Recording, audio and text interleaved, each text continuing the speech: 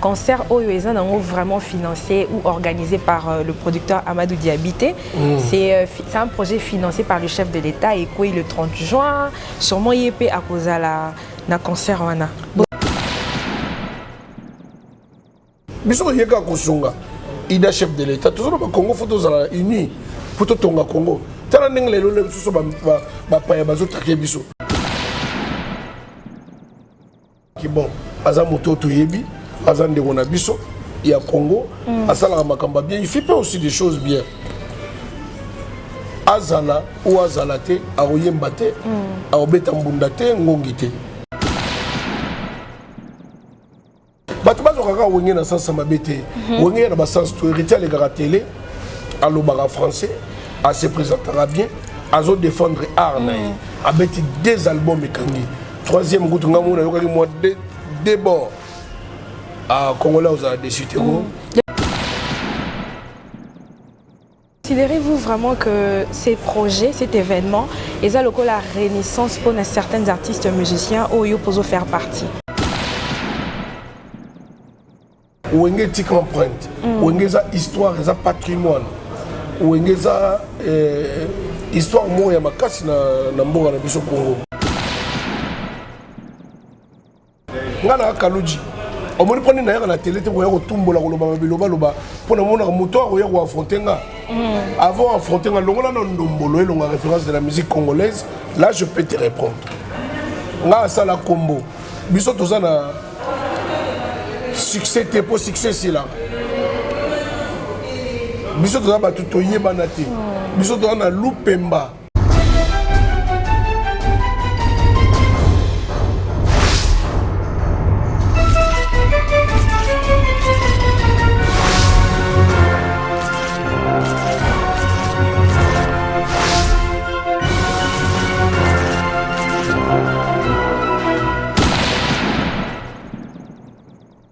Chers abonnés de Cléboa.com, bonjour et bienvenue. Ça dépend de l'heure à laquelle vous allez nous recevoir. Je tiens avant tout à vous remercier d'avoir porté votre choix sur Cléboa.com. Merci de vous abonner massivement, de commenter et surtout de ne jamais oublier de liker toutes nos vidéos. Et nous, on sera là pour vous informer, vous divertir à temps réel. Je tiens à remercier Maïlé Dibos Pichou Mongaya, merci à De la Nation Tonton Banda, merci à toutes ces personnes qui se donnent le plaisir de aimer, commenter nos émissions. Voilà, mesdames et messieurs, je ne serai pas seule aujourd'hui. Je vais recevoir pour vous un grand artiste musicien qui a fait la fierté de notre pays et qui continue de marquer son époque. Toutou Kalouji, mon premier. C'est avec eux que nous allons dérouler cette émission et je ne veux pas lui dire bonjour. Bonjour Annette, ça fait des jours et des jours que je peux vous tutoyer. Hein. Pas de problème. Tu as voulu m'inviter dans ton émission, donc bon. Vu qu'en ce moment je suis en contrat, collaboration avec le patron, le PDG, lui il est tout pour moi, Marcelin Tchouaka, les patrons de la société Contiag, donc je travaille vraiment avec lui. Donc avant de faire quoi que ce soit, il faut que l'autorisation vienne de la société. Donc j'ai posé la question quand tu m'as appelé.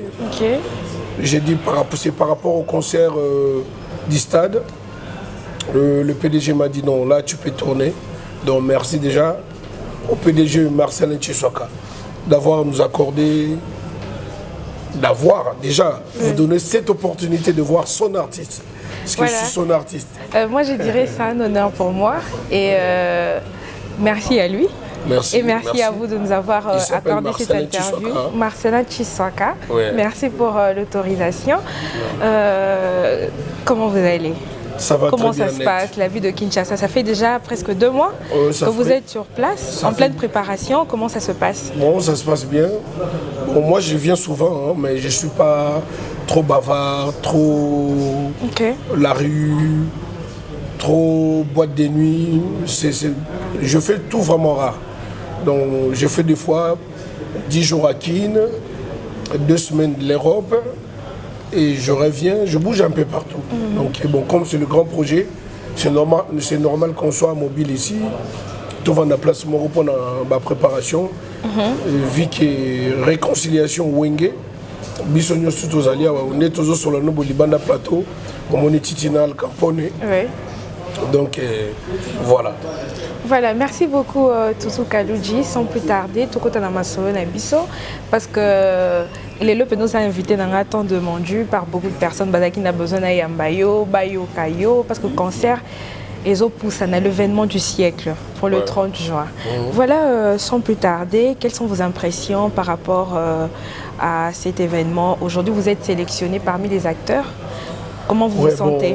Moi, tant qu'une légende de la musique congolaise, je suis là, je suis invité parce que j'ai laissé les empreintes dans mon pays. Donc, les conseillers Michel Mikoto, qui est tout le temps avec moi, donc lui, il est comme un coach de ma carrière et vie spirituelle, quoi. Donc, il est là. Tout ça, coaching, il y a l'impression pour le concert. Là, on est venu vraiment redémarrer encore le monde. Parce que Wenge, c'est quelque chose. Wenge est pour faire revivre tout. Bon moment où les cas. Tout ce qui normalement, je ne devais pas faire l'émission. Donc on a expliqué que c'est une femme de charisme, elle est simple et humble. Donc si on peut l'accorder l'émission, bon, il y a un moment où on a l'émission, mais ma voix elle est vraiment cassée par rapport à émission, répétition, tout ça. Voilà, répétition, c'est les canaux. Bon, répétition, c'est les showbiz. Showbiz, c'est la salle, concert. Comme c'est l'événement Wenge, Tolingaki, répétition, et ça a vraiment en huis clos. Proche na biso belé bazo regretter mingi deni bazo kotate mais batiki la biso temps to bosser to yela bango oyo bango vraiment bazo zela bazala dessus batiki la biso temps pena to travailler bato belé na sola ki na mwa batu ba ebisinga baza vraiment na posa ba yeba tellement que ba répétition les canons en coulisses bato belé bazo assister na ba séance ya ba répétition té baza vraiment na posa ba yeba ezo les canons ndenge nini kuna est-ce que bato ba garder toujours ba poste na bango respectif ou il y a de changements chef d'orchestre nani ezo pesa mandenge nini? En fait l'administration elle est toujours comme elle était. Ale Makaba, Jibim Piana, Didier Marcella, Weranson. Donc, Ezakaka Nengezalaka, donc Blaise Boula, Adolphe Dominguez, donc équipe Wana, il y a 6 visages Wana, Bazanding, Bazalakana, Bissonning, Titina, Emilia, Patient Koussangila, Robert Nkokota, Toutou Kalouji, donc équipe Ezakaka Nengezalaka. Ali Mbonda, Segem Mignon Maniata. Donc tout ça au grand complet. Tout ça vraiment au grand complet. On a bilongi on a nyostou. Tout ça la séance en répétition de 11h à 16h danse. De 16h à 17h moi pause. Au grignoter moi le romoko. Après de 18h à 21h chant. Toutou Kalouji, considérez-vous vraiment que ces projets, cet événement, ils ont la renaissance pour certains artistes musiciens où ils peuvent faire partie? Bon, biso tozala, tozalaka, tozali, tozala parce que il y a de cela plus de 30 ans. Tozala mbokao, cela pas veut dire que to oyo bakobima babimi na bao bakobima to empêcher bango non. Donc les que Wenge tique empreinte, Wenge za histoire, za patrimoine, Wenge za histoire mo ya makasi na mboka na biso Congo. Donc et lokasika peut-être ba mo nango vers la fin de stade. Mais tu es après il y aura le maxi single qu'on est en train de préparer. Après le projet Wenge. Après parce que ça sera en tournée. Hein. Ok. Parce que c'est un événement planétaire. Tant que tu as redémarrer le monde pour un événement planétaire. eza ba concert ya mikete pour moni wenge showbiz eza salle moko ya bien ya classe mais surtout lelo wenge to dans la showbiz eza moke tala déjà tombé dans un hôtel Pullman billet aux ala $500 donc on est au banque salwa batlwa ba PDG Marcelin Tshisoakate on est au banque sabangote ils ont banque ça excellence Moulin de sa comité ils ont banque ça excellence Patrick Mouyayate pour eza wenge c'est autre chose tant to banda ko ba wenge c'est autre chose ba to ba bande ko minimiser ngo lelo ba comprendre que wenge c'est vraiment autre chose. Est-ce que vous avez déjà un répertoire moro calé? Répertoire est vraiment calé hein. To beta ba Pentagone to beta ba IOA Kala Ibwingi, Bakine Bougé, l'album est belé, ba variété est belé, tout sélectionné ba Nzemba Kitoko. Combien de chansons? On peut aller même dans le 20 chansons. Donc 20 chansons, on a un spectacle pour le 30. 3 heures. Bah tu vas espérer comme on a après 20 ans, bah 20 chansons dans le podium. Ouais. Est-ce que ça sera possible? On est vraiment en forme, très en forme. Donc il y a un moment où en hôtel, la condition est allée. S'il n'y a pas répétition, des artistes ils sont là. Okay. Soit mon artiste Abimi, à quelle émission par exemple les radios, ou pour la conférence de presse ou salle à sport et l'écolo. Bon, il y a un natation. Je fais aussi le judo, mais en ce moment je suis un peu empêché pour aller dans des entraînements. Voilà. Donc tout est bouclé. Donc nous sommes vraiment en place. Parce que n'habitez sur aussi peu moins de temps à Rolanda. Bah, émission ya batu mususu dans les réseaux sociaux parce que batu nyon so bazo sala ba analyse sur cet événement batu belé bazo loba qu'est-ce que Wenge va encore offrir aux gens aujourd'hui après 20 ans batu belé na kati bazui déjà na bakoko bakoli ba ozala sous na résistance on a été à hôtel maroyé même 4 chansons mais non on a Paris na beta ba concert so na yawa na betaka na Wenge BCBG pour l'artiste à Wenge BCBG donc talent yali ba yebi président Werason na betaka président Jiba betaka ba monaka Tata Mobichi président Dolph a betaka ba monaka pondération 8 Randetita ingénieur Selebou a betaka Titina a betaka Patient a betaka Emile a betaka na Paris ba yebi azana studio ngapena azana studio. L'artiste est belé dans le studio, Papa Chéri dans le studio, président Werason a autobimisa protéger base. Protéger base, oui. Donc Didier Massé la bête, tout le monde est en forme, mais tout ça en forme, coaching est bien. Bateau balingi bisonde soutien à bango, moral. Donc en tout cas, ils a très bien. Voilà, parlons un peu de votre duo avec Eko Kota. Oui. Batouba espérer et l'oroni niveau Pesabiso le 30. Bon, Dieu a un Kokota Batba au CP. Baoyoka a un Kokota na ba Oyoka. Ok. Et puis Baoyoka Kalu Juana o ba yebaka o ba yebi o ba yebaka les sous-po ba surprise pesali. Et ça va être trop ba ndombolo banza tuta la ba kitisele ya mata. Faut moi d'abord à l'occasion bim. Ah, on est faut faire revivre Batoulisso sous 20 ans. 20 ans passés. On a eu quand tu as le binanga bikaluke couper sa vie du thé. Faut n'y être babord donc babord réel. Biso to ba to le baraté et puis nga banana animation ba yebi je suis chanteur animateur. Ba animation nga na linga raté ben sanité zala. On a zora temps malubo na oloba pour mon so ezaka ki simbango tombolango.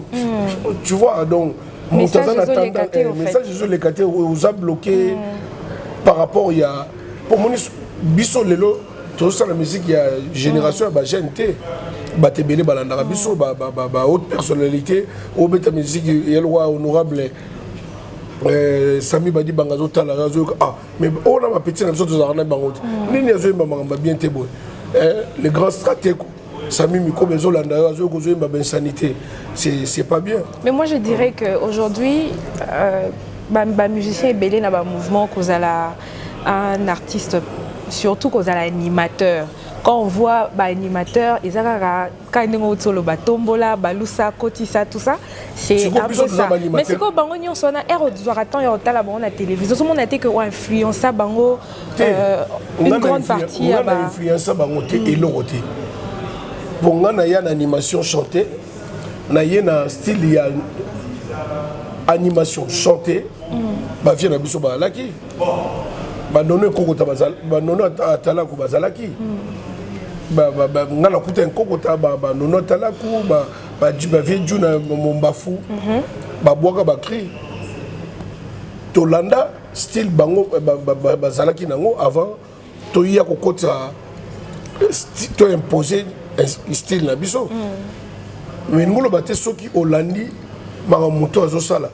Fola na be magam o soka sali mabe fola na magam na mabe ngai ligne na ngana yaki animation ezaka crise à la kitoko pour so talende ndombolo ça parle pas de bêtises nza tutala nzi tutala ma do eza yakotala o yakomona makambo kalunja zo sala européen bilenge ko balola yo o kota na be on fobina en fait je parle de ça au moni ba style ya message nanga no transmettre yangona akitise la mata ezali donc tant ozobina ozokita et puis ozomata osala ngona position kitise la mata amata kani donc yangona pour mutu sako ya la TV lo bio kina ye na éducation nanga na ndenge nanga na omona pona ya ko répliquer ça sert à rien mais ngana zo expliquer lo ngana sala voilà moi te expliquer yo mo comprendre pour banda kira no yokango il y a une explication dans l'autre. Parce que les gens ont une explication dans l'autre. Mais nakota la jeune animateur au bazan na simanayo. Bango babasa la bakri na bango bazoyi. Mais avec la animateur mususo tali bolobi ça c'est moi. Bon, en fait, basé belé, babima est belé. Lignée on a besoin de ces lignées on a marqué déposé. OK. Parce qu'aujourd'hui quand on parle de Tutu Kalodji, on voit la référence de la musique congolaise. Donc Naya na s'imposant na sali style et animation na sali bakri écrit moko et kanga fa oeza lelo ndombolo la référence de la musique congolaise. J'ai rien à prouver na prouver souni. Pour son lobby création au sala kri mususu pour depuis na kena poto na bono ya sokinte mutu mo sala krité o longola ndombolo so ibabimi libanda so aux États-Unis lelo. Tu es d'où? Ah, je suis du Congo. Ah, non, on parle de Ndombolo directement. Vous êtes du Congo d'Indombolo. Donc, Ndombolo, Eza, et comme référence, les bandas, c'est du Congolais, Ndombolo. Déjà, on a prouvé ceci. Voilà. Est-ce que les projets ont été là parce que le concert a été répété et ça a été stade. Bozo sentir que moi absence est là parce qu'aujourd'hui bah belé bazo le babiso pe tozo mona que wenge eza nango complet 4x4 ba fondateur baza mais wenge ba tout quand même bazangi ndeti nani Marie-Paul na Ferregola. Bon faire normalement ba contacter qui mon projet oeza laisse-moi t'expliquer ça bien vraiment. Voilà. Projet oeza ba bengi mutu na mutu individuel.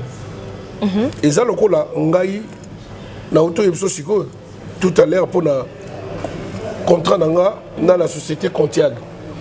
Bah contacta Kinga à travers monsieur Michel. Bah le non, va voir l'artiste, on va travailler avec lui.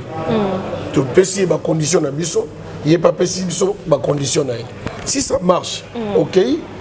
Parce que j'étais seul, pas avec Titina, pas avec un Kokota, pas avec le président Jibé, pas avec le président Ouera, pas avec le boss Alem Akaba ou le boss Didier Massela. Non.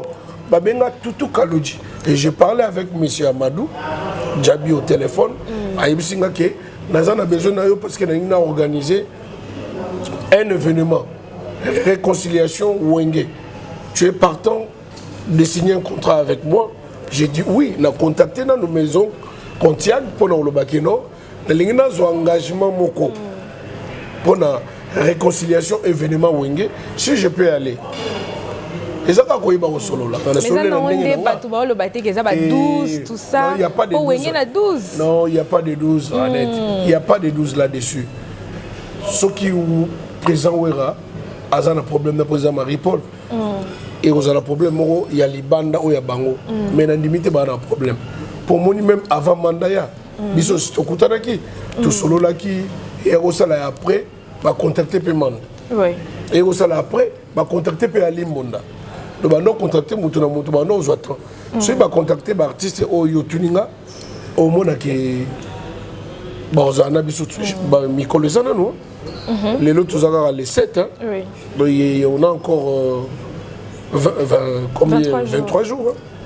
So ba bengi oui ça va nga so ba benga peut-être ba option na ba pierre édifice on na tchana wenge na mérité na ya rapide les hommes mutu na mutu aouya na ndenge ba obengela. Voilà, et que pensez-vous de la campagne médiatique sur le cancer? Bon, ça va. Ndenge bandi ça va parce que tu touché ba média clé ba média fort. Pour moi les musique qui est là sur obeta la kin. Faut que ba chaîne na biso kin ou luki ba net ou luki ba papi mboma ou luki ba journaliste belé. Mais les sur autant la match à Champions League na mi-temps mon appui ba wenge. Ces événements monene. Parce que ça mouton la Canal Plus. Autant la Singapour, autant la Australie, on a événement mogoza. Et puis événement où ebimisi population congolaise, la population africaine, la population européenne. Donc bazo bima bazo ou Taliban pour un événement. En être au bêta stade ils a jeté. C'est pas une messe à faire. Il faut avoir vraiment des voilà quoi. Eza lisusu na ba rumeur moko ezo lekana na ba réseaux sociaux ebele concert oyo eza nango vraiment financé ou organisé par le producteur Amadou Diabité. C'est un projet financé par le chef de l'État et quoi le 30 juin sûrement YP à cause la na concert wana. En fait le boss Amadou Diaby, il a quelque chose. Il avait compris le vision ou le message du chef de l'État. Alingi a appuyé Kaka. Au moins, pourquoi? Parce que tant que union sacrée, pourquoi ça n'a pas créé des problèmes? Okay. Les gens ont vu tous les acteurs politiques qui on dit ma côté atikali libanda il y a wengepe tant tout monde initiative wana pona kosunga biso yeka kosunga ida chef de l'État toujours ba Congo photos à uni pour tout tonga Congo. Tala ndenge lelo le biso ba paya bazo take biso soki net ngana yo net toza unité toza na ba conflit soki mo paya ye ndenge nini ko sala ke to repousser mo paya libanda o azolinga contre biso to ina idée ya bomoko union unité nationale tant bazo ba unité nationale ezayo ezanga toza na bomoko oza na balabala moni kasa o loko tio na poubelle au moni bandeko bazo soit no pesi bango conseil réconciliation wenge ye pour esangisa na ba politicien pour esangisa na ba joueur ba mama na zando ba sportif na ba artiste pe bazalaka aleki na TV fingi o aleki na télé fingi o pour au moni tant dans les kaluji ya kala on est dans une émission donc on a ba no nyati déjà. Mais les lots, tout le monde est responsable, on a des enfants, tout le monde a des enfants, et puis voilà, on a plus ce temps-là. Et ça, sous âge, il y a mon Cameroun, il boss Picho Mangaya, qui est vraiment mon ami, Toyebani, Tanara Nengazala. Parce que mon toit se comportera Nengona. Soit mon artiste se comportera Nengona. On l'a invité à une émission a été. Voilà, en ce moment, oui, bien que Bissonian soit toujours gardé toujours positivité dans ma concert, est-ce que vous avez un événement peut-être pour Bangecha concert il y a le 30 KO? En fait, Togobanga, ce qui est contre événement quelconque. Nous, on est en fait, biso événement na biso yo. To yete poto beta to prouver batu moroboy. To yete to beta pour moto aoya beta prébiso bien alinga beta va biso ya yesimbate. En tout cas net pour moi on a souhaité nyoso ya bateau ba osala ezala bien. Pour biso wenge to yeka ko faire vivre bateau événement ba mona réconcilier. En fait biso idée na biso ezala d'abord concerté. Eza wenge panzani lelo wenge zongi. tu as besoin de kosunga. Et en fait, ça veut tout dire en fait. Et Zoloba, non seulement réconciliation, na kosangana, et puis Ezoloba Soussou, comment dirais-je, que tribalisme est zalaté, que Moussoï, Limungala, Mukongo, Muluba, Bazala Mutumoko na Congo. Papa Maréchal Tangazalaka, Tata Bomoko, Maman Bomoko, Mokondi Bomoko qui est Fachi Beton, Mokondi Bomoko qui est Fachi Beton, Ekolo Moko, tout ça là na Bomoko. Pour Banato Baninoa, au retour dans la question, il y a n'importe quel artiste. Non, répondre bien. Parce que j'ai plus le temps, il y a... Ça ne nous honore pas. Est-ce que tu t'attends un peu causer là, comme on est chef de l'État le 30, la stade Azamoutou, à part d'être chef de l'État, son statut, il peut être libre. À un match de football, Léopard, au pays le Léopard à musique congolaise, Léopard, il y a Wenge. Sans déception. Sans 1-0. Mais dans le lobby, Arouya vraiment a eu autant la concert comme Batunios tout. Ce qui a lingi abima yemoko Raya. Pour déjà bagomo le baka projet Wenge ils ont financé par le chef de l'État. Non. Ma cotisation dans ma politique, basé kara air boko ils ont la guerre. Tout ça. Monsieur Amadou Djabi et monsieur Chili Batou Ebiete. Ba Ebiete. Toujours bomba et pour moi ils sont côté na cop no moi kitoko moi ndeti nga lelo na tangi kuma maison na ngana yebisio société Contiag batu bayibi na bango batu musu ba solo la rapena comme na kolo société mais ba solo la lem suma mususu banga pena ko solo maka mususu bango ba porter linga un plus nga pena même un plus on comprend donc mutuna mutana banzela na artiste na artiste razana ba engagement naie azana staff naie azana batu naie ba soutenir naie comme moi il y a pas de la société Contiag qui bloque tous les 4 écoles de mon premier Toutou Kaloudji. Voilà, merci beaucoup mon premier Toutou Kaloudji. Merci à Madame du Cœur, la crème de crème Annie Moussouloukou. Je te fais un clin d'œil sans oublier Deli Bossang et Naswed. Pourquoi pas à Maître Rodi. Je te salue aussi, toujours continuer, toujours avancer lentement, sûrement na émission Nabiso.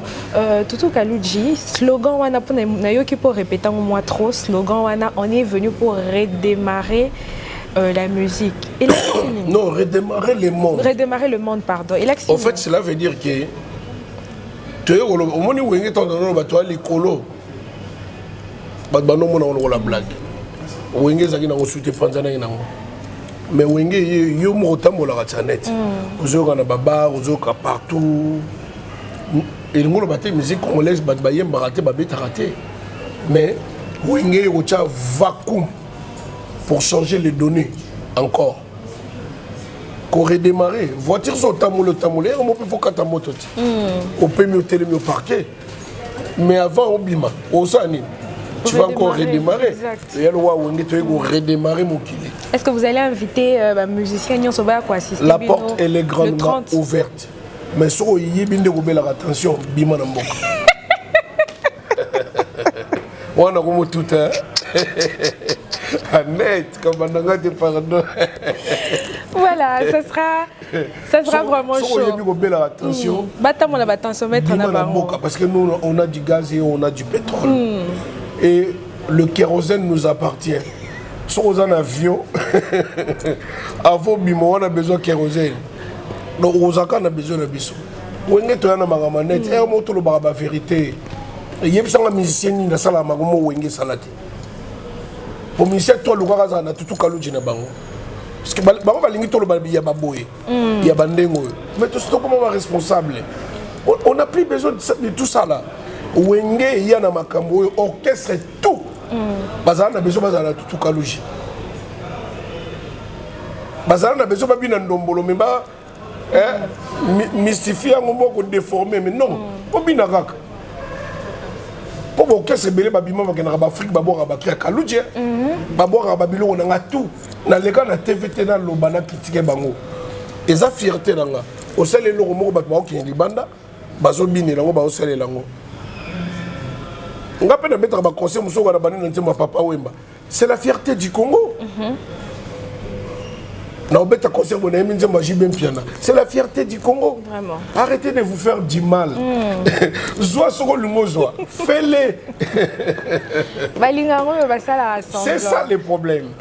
Il y a des gens bloqués. Mais soit vrai. Voilà, Toutou Kaloudji, ta façon de parler, ça va vraiment bien, mais les cabons sans question Anna. Na évité ceux qui osent qui tant y a comme on a vidéo parce que jusque là bisopé to moni vidéo tes messages juste on a ba commentaires ba polémique médiatique intercation y a Falina Emilia. Je sais pas si tu as entendu parler de ça. Oui. Mais ça dans le hôtel. Bazabatu. Na poto Bouba Bundagi na nani. Na Caris. Donc bako kuta ba bundi na bango. Et ça. Et que dans la ninga. Bon les choses qui ba qui na faire moi à part événement. OK. Ça touche pas l'événement ça. OK. Ça c'est hors l'événement. L'événement c'est autre chose. Bitumba, oui, c'était une journée et ça passait. C'est des artistes congolais. Ça peut arriver. Des hommes en plus. 2 hommes. Yo mobali ngana mobali yo sakana nga ya olobini ni papa bobetani. Ça arrive.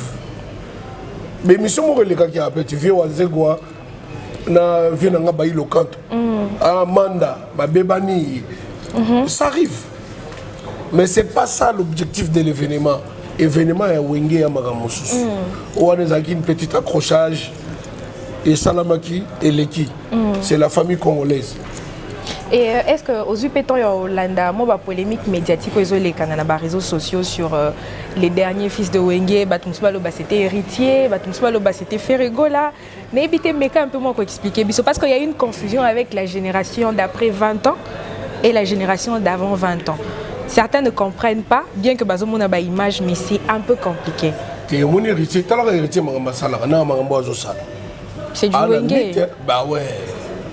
Héritier. Tour de contrôle, ils ont contrôlé. La minute où ils ont héritier na Guinée, parce que ils ont un héritier au Wengete, mais ils ont un Libanda. Aza Wenge, et puis Wenge Mogo très poli, a beau respecter l'artiste et tout. Au mon héritier, bateau baloba héritier ça voyou, ba comprendre héritier. Héritier d'Azana ba borne. Il sait se protéger. C'est un homme, c'est un vaillant guerrier. Il y a une option tout, il y a se défendre. Il y a un sens de il y a un sens de héritier à télé, à l'obara français, à se présenter bien, à se défendre art. À mettre 2 albums. 3e groupe, il y a débord. Ah, Congolais, vous avez décidé. D'ailleurs, tout le monde n'est pas en classe. Bien que Batebe, Wenge Baby, ça quand même, moi, génération, il y a Mboka Nabis, Badbano, quand ça tout tangi na haute tala bata Wenge, bazwa vie, na classe T. Annette Wenge, ça qui va grand prêtre. Parce que moi, mon père fit le fondateur, l'administrateur fondateur de BZZ, Banque Congolaise Zaïroise. Ok. Vous comprenez? Donc, maman n'a pas directrice na IBTP. Académie des Beaux-Arts. Parce que couple on a mis les balles na autant en classe, balles na bango autant en classe bien tenue. Donc son taliba diplôme na bango yomo zomona qui donc catastrophe. Donc terrible alors. Donc Wenge Zanaki baké internat. Na vacances bazongi, orchestre zongi. Vacances et Sili, bazongi internat. Quand tu entends parler Monsieur Massela, Ndoudi, Didier, là, tu vas comprendre c'est quoi Wenge. Bon chic, bon genre. Quand tu entends parler Blaise Boula, ah, maman, attends, vraiment. Bon, qu'est-ce que l'orchestre bima ina ndenge na bango? Mais comment vous vous êtes retrouvé dans la musique? Yo mutouti na libota bongo. On s'est retrouvé dans l'animation. Na commis chanteur animateur. Là, on na balabala. Les amis, ok, oh, qu'est-ce qui se passe ici? C'est ça? Ah, je peux essayer. Tu essayes, mais quand tu rentres à la maison, tu ne préviens pas aux parents. Mais évidemment, moi, je suis un camarade à côté. On a un ministre, on a un entreprise. il y a minene, il y a danger. Je te cite Marcelin Tshisoaka, c'est un ami, mais on a un contrat, pas dans la société. Pas n'importe quelle société. Hein. Pour exactement ça, moi, magasin, société.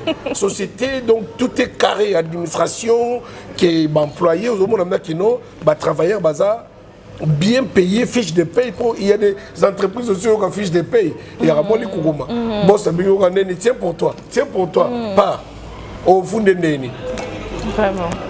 Voilà. Qui n'ont pas tout très bien. Et on moniteur lui au héritier dernier fils pour la question Aza Wenge. Il y a Makasi. Oh donc so me toucher biso tout au taquet. Aza intouchable. Dans les transports au cause là. Ben oui, là c'est sûr, c'est validé. Au moins de temps que tu as qui to komaki, to bandi émission, première émission, auto salaki pas grande terre, non, mamie, il est là. Après, on a tous un héritier, on a un restaurant, on a mangé avec lui. Tu as une chaîne, après, on a une voiture, tu as vendi, Amoni Baviena, après, il est parti pour aller à un concert. Et après, on a un concert. Ok. Parce qu'il fait partie de la famille. Il est de la maison, il a sa chambre. Donc pour le 30, tout s'attendre comme on a héritier, tout s'attendre comme on a fait rigoler na podium. C'est la big. Ce qui est sûr, tout le Gaulois rendez-vous le 30. Big family. Pour tout ça le baga vivant. Pour tourner ça la paix, Pierre Tomba la nous on a besoin Blaise Combo. Blaise Combo ya wenge ati Kalouja ya kinante akufi Kalouja pas côté kinante. Na y après.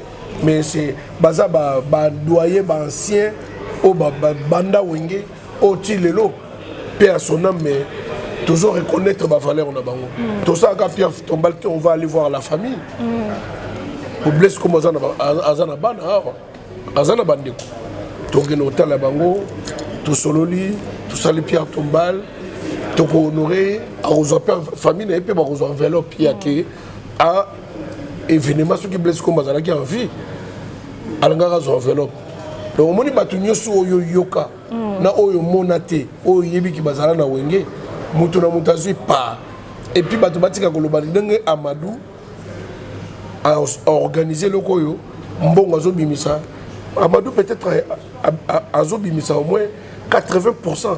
Aza homme d'affaires.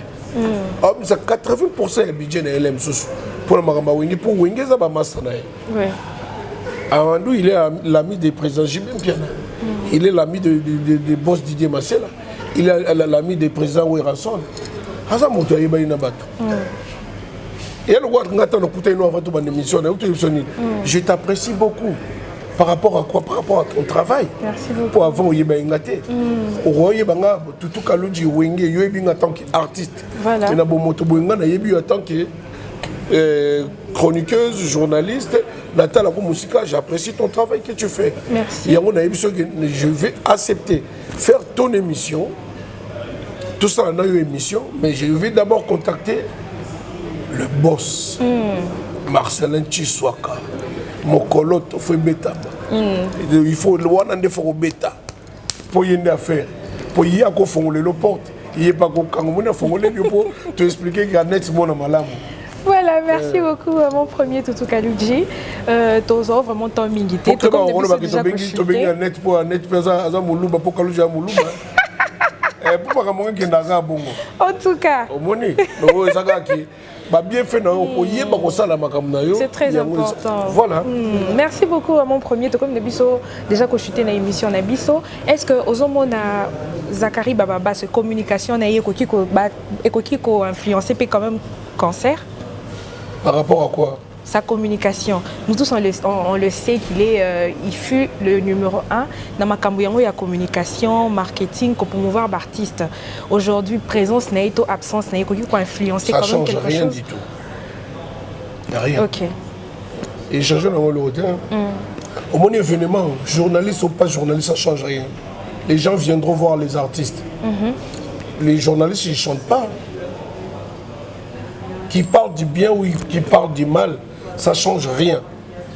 Biso toyebi ki bon, aza moto toyebi, aza ndeko na biso, il y a Congo, asala makamba bien, il fait pas aussi des choses bien. Azala ou azalate, aoyemba te, aobeta mbunda te, ngongi te. Bato baza bilongi na bango na bakombo na bango te sala makambo. Ale makaba le kana TV ou pas, bato baoya na stade. Ou bayebi ale makaba aobeta guitare. Yebisanga bana ba journaliste ba bandu koloba na ba TV. Et changer banzembo trop répéter, changer le roteur. Que les gens qui arrêtent de se faire du mal. Pas déranger l'événement au thé. Puis tu es déranger Moutouté. Tu es déranger Moutouté. Puis tu es au salon na biso. Au salon na biso. Moi je crois pas que je peux déranger le travail de monsieur Baba Bassu. Il fait bien son travail. Alukarafi naye, aza guerrier na ko naye. Na wenge pe ba guerrier baza na ba ko na bango. Biso tu es na idéologie ya bomoko. Mouto à la contre Moutouté. Pour mon netinga na boza la contre Moussala Zakari Baba Bassu. Si Zakari Baba Bassu contre Moussala Nanga, ah là je serais pas d'accord. Voilà. On a s'est révolté. Aïbinga bien, aïbinga pétion, Kalouja petit mot très poli, très respect. Mais si on touche Moussala Nanga, on s'est pélaté. Quand c'est pélaté, on va faut aller dans la terre na fingaye. Faut respecter les aînés. C'est très important. Voilà, ça c'est vraiment important. Ça. Voilà, comme il a vu ça vraiment cocheté, comme il a souka. Anniversaire, il va pas chérir les kakindé. Ah magnifique. Il y a eu raté. Lui il a quelque chose. Lui, il a le pétrole et du gaz. Et le kérosène nous appartient aussi. Voilà. On est tellement azana option. Akamolo option pas petit naï. On a du gaz et du pétrole. Petit ne soyez habillé. Le kérosène nous appartient. Donc pour un vieux kende. Faut kéro. Voilà, comme il a vu son asuka quand il a utoloba, événement il y a stade de martyr au Monia Ondéni. Événement ça qui toko. Est-ce qu'à part Wenge les sous soit prêt, ils ont des musiciens barobé, t'as pas ton dit ça sous stade wana. Parce que tu dis que mon stade de martyr est bêta maintenant, on le soutient. Dernièrement tu commis ça qui léopard, Annette. Dernièrement tu soutenais qui léopard. Et les qui n'a pas TV, bah tu vas saluer mes missions, bah journaliste, bah théâtre, bah lobby. T'as pas combien de stade bah ça, bah poli, mais c'est la vie.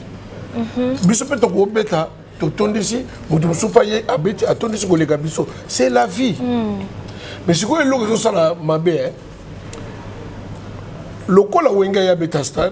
les gens ont mal.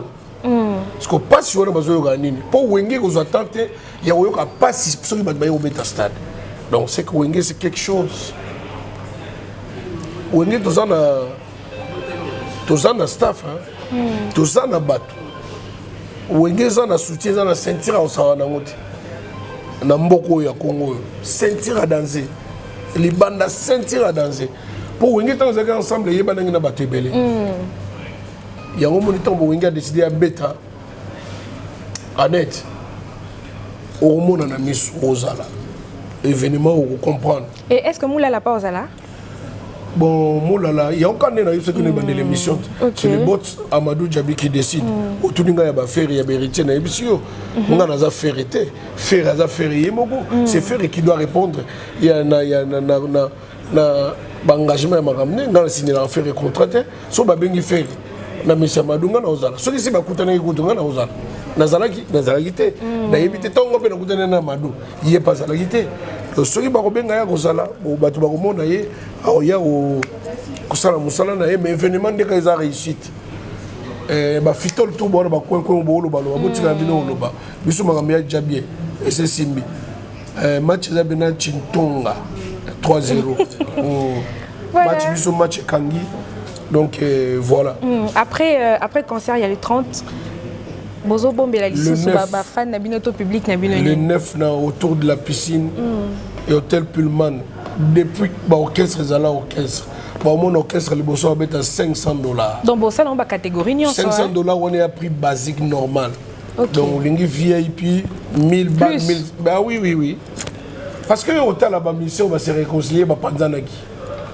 Ba concert Kassav ya nginde ya rande ni lelo. So ba bi Kassav ko beta ya le solo mokili mobimba. Est-ce que vous avez un concert il y a 2019-2020? Il y a tout le monde qui a un Robert Nkongo. Il y a 500 000 en tout cas, il y a une invitation. Ah! Invitation? Stade déjà dans une invitation. bon autour à piscine tu as une invitation d'année invitation gros arrêté mais bon on a papa chéri yemo dans la bêta au moins on a présent où raison yemo dans la bêta au moins on m'a ramené les alak non seulement notre musique il y a bien na bateau ba ya tala wenge nem te kanga mboka o bato balinga kolinga ba au moins Congolais za bongo Congolais za fo na combattre yé pour na affaiblir yé pour aboma mais wenge te wenge magamu mais er otangi so comme président we ransa na kanisi est-ce que na lelo pe boye so yé pe moi retard au sali pe moi lo mo ba suspension pe ezala mari que muntu na mutaji contrat na yé individuellement te mais au moins ndeto zonga ni boye les structures wenge te OK il y a 4 administrateurs, ingénieur Blaise Boula, Adolphe Dominguez, on est encadré, il y a Bissot, Emilia, Kaloudji, Titina, Papa Sangila, Robin Teko, et ça, rien n'a changé. Et personne aussi va changer Wenge. Qui va changer Wenge? Qui veut combattre Wenge, qui vient en face? Qu'ils arrêtent de se cacher derrière le pilon, venez en face. Il faut venir affronter en face. Ngala Kaloudji. On me prend na la télé pour retomber la pour mon moteur ou affronter nga. Avant affronter nga longola ndombolo et longa référence de la musique congolaise, là je peux te répondre. Nga ça la combo.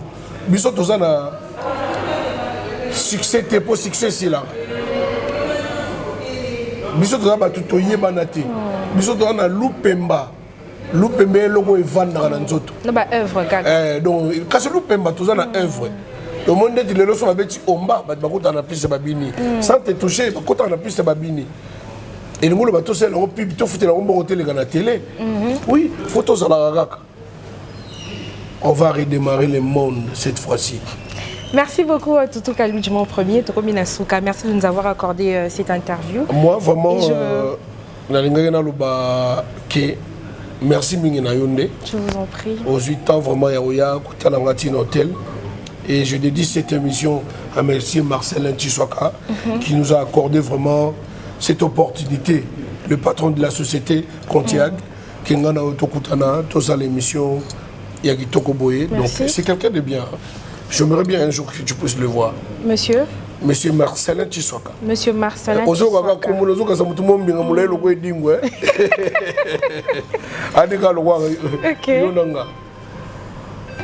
Voilà, et je profite à l'occasion pour faire un clin d'œil à Pierrot Tabo, Coco Boana, je te salue. Merci également. Normalement, on est en allez-y, moi, bah, dédicace. Merci. Donc, on est tout dédié émission. Monsieur Marcelin Tshisoaka, le patron de dans la société Contiag, l'homme à la main au cœur.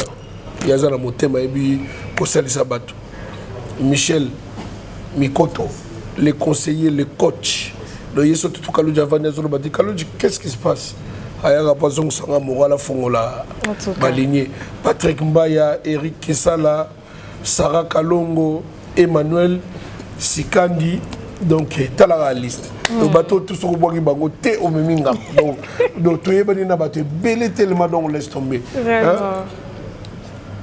Les docteurs des ignorants.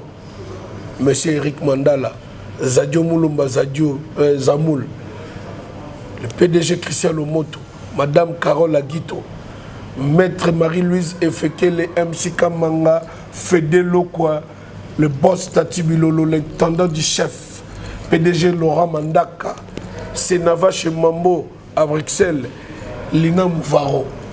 Donc, on a Babiso, Bandogo Yabiso. Mon colonel Tshisekedi et maman Denise Betou. Oui, le boss né grandi dans la noblesse, son excellence Molendo Sakombi, double brassard. Yair Ataraté, Jean-Pierre Mongala, la bombe d'Hiroshima, Sylvain Loumou, le noble, Igon Zanga, aigle di Kawele, Lekiyaya José Agbois. Ndekona Dodi Dongo, Ndekona Dongo Dim Apocalypse, les notables de Badolité. Le baron Dolo, Prince Ilunga, mon colonel, l'officier de la République, l'officier de Fachi, Yosa Yabiso, Mao Tondele, son excellence et le grand stratège Sami Mikobi, hein? Excellence Sami Badibanga, Tetendai Maboko Bank, Mvouando, hein? Guilhem Milambo, c'est le seul qui me reste. Yona Elegantour, Moussa Kansai, Donking Tombo, gaz na gaz. Pour tout kalo ya na gaz, et on y pose na gaz. Pose master gaz. Pas tout galien no mosopan taba. Yenda ebi ba secret na ngaso na kisi. Ou bien na guati. Pas tout galien no mosopan taba bloc à 4 sala. Voilà, merci beaucoup Tutu Kalouji. Et je dédie cette très belle émission à Évaristine Bolampeti, le cœur de Moda Show. Merci ma chérie. Et sans oublier... Moda Show. Lélo, madame, n'est pas na voiture. Oh là là, Moda Show. Merci beaucoup. Voilà. Merci de la soutien. Merci beaucoup à Patrick Toko le bourgeois, merci à toi, sans oublier José Bombolé, Eric Kisalasala, je te salue. Merci à tous nos abonnés. Michel Mikoto. Michel Mikoto, ouais. Clin d'œil à toi. Oh là là. Et lui, merci. Il mérite, hein, franchement. Ok. C'est quelqu'un de très très bien. Merci beaucoup. Sans oublier, merci en tout cas à tous nos abonnés. Mission Onetika ici, la tête. Tu vois. Merci beaucoup, mesdames et messieurs. Restez branchés sur cléboa.com. Bonne suite de programme. Jordi, l'euro dans l'ombre derrière la caméra. Merci à toi. Restez branchés sur cléboa.com. Merci Jordi. Je vous embrasse. Bye bye.